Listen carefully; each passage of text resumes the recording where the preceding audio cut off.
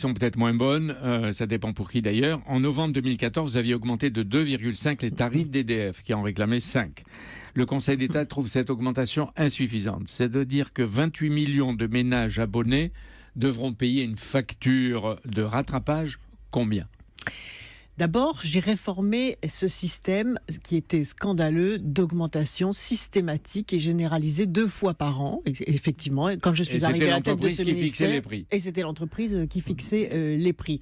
Ce système a été réformé parce que je veux protéger le pouvoir d'achat des consommateurs. De combien il faut ajuster ? Donc, de combien il faudra ajuster, ce qui était d'ailleurs une décision auquel on s'attendait. Mais ce que j'ai voulu, c'est marquer le coup, c'est-à-dire arrêter ce système, le réformer, faire en sorte que le consommateur d'électricité paye le juste prix et non pas un certain nombre d'autres considérations. Le juste prix donc le rattrapage sera, je pense, de moins de 1,5 € par mois pendant 18 mois.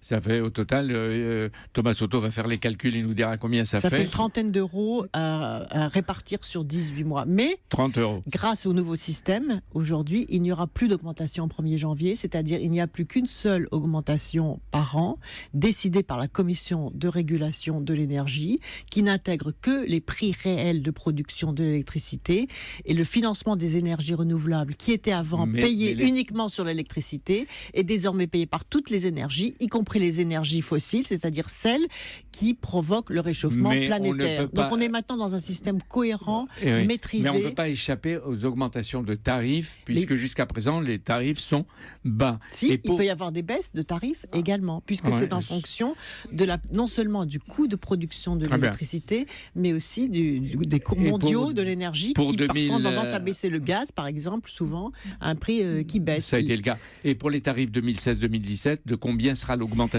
Alors, c'est la Commission de régulation de l'énergie maintenant qui fixe l'augmentation que vous connaissez. Je pense que ça sera moins de 1%, peut-être aux alentours de 0,5%. Et ça Donc, sera vous voyez, décidé par rapport aux 5% qui existaient systématiquement en 2014. Donc, mais ça a EDF va été vous une dire qu'ils réforme ont besoin d'argent considérable. pour les